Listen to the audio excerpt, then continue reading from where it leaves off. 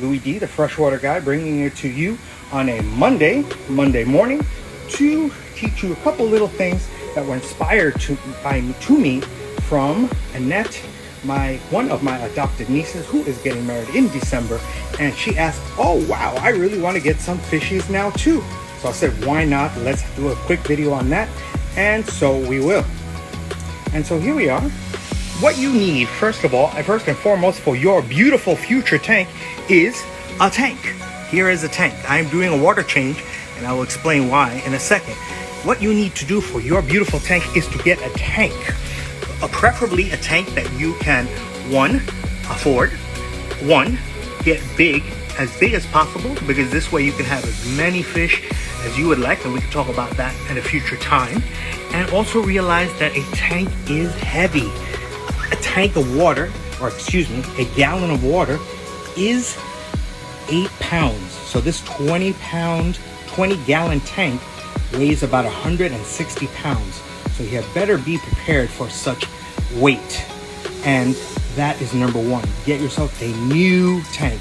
Do not buy a used tank initially.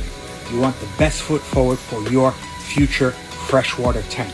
Next thing you need is, very simply, we're not going to get into a lot of details, you need water. Water seems obvious, but it's not always obvious. What I use, people say, oh man, what kind of water am I going to use? Should I go buy water? They have reverse osmosis water. Get regular city water. You see, I'm putting regular city water with a hose. The hose, which gets attached to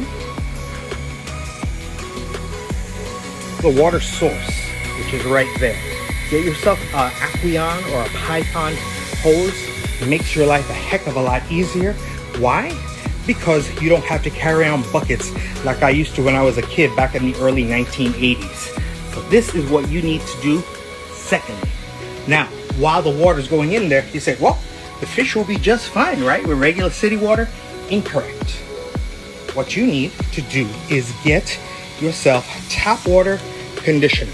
Maybe I should flip the camera around so you can see it better. Now, we flip the camera. Tap water conditioner. Not promoting or condoning this product, but I love it because it's cheap and it does the job. Gives me about one, I use a smaller bottle, put it in a smaller bottle, and what happens is that you use 1 drop per gallon. I already put 20 drops in here, but I want to show you so that you need to be liberal with your drops as such. See?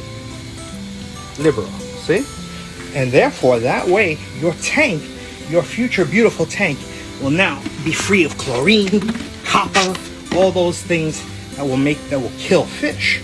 So, and last but not least, to make your water wonderful, is you need some type of concentrated biological filter, some type of bacteria. Why? Because the bacteria will therefore make your tank what it is, a tank, like a river, like a lake. That's exactly what you need, is some type of bacteria, so the fish can feel right at home.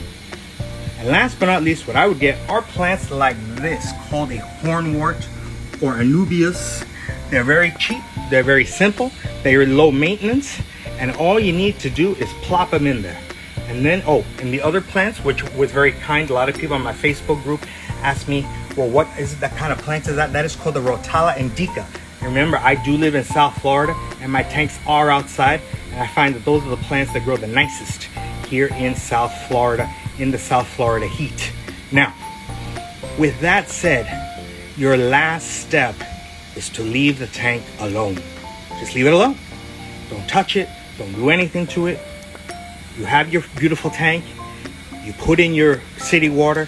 You put in your bacteria. You put in your tap water conditioner. You put in your live plants, such as called a hornwort, which is this one, also known as a raccoon tail. This one, which is the Rotala indica, which is this plant over here. And then you just let it sit for about 2 weeks. Let it get all the necessary bacteria, growth in it. And then you're like, now we're cooking. But, one last point that I almost forgot to say was to get yourself an HOB. Hang on the back filter. This is a Tetra Whisper 40i. This is a 20 gallon tank. Why I got a 40, is because you want to get a filter that is more powerful than the actual water that you have in here. Like this is a 20-gallon tank. You want a filter for a 40-gallon tank so it filters properly. And that is it for the beginning of your tank. And I am done with this change of water. So again, get yourself a tank, new tank, get yourself some bacteria, get yourself some tap water conditioner, put in your city water, then get some plants, get your hang in the back filter, and you are ready to rock and roll to let it sit for a couple of weeks. And in that, you will be ready for your fishies. And all of you, my Facebook and Instagram people, you will be ready for your future beautiful, spectacular freshwater tank. Have a fabulous day.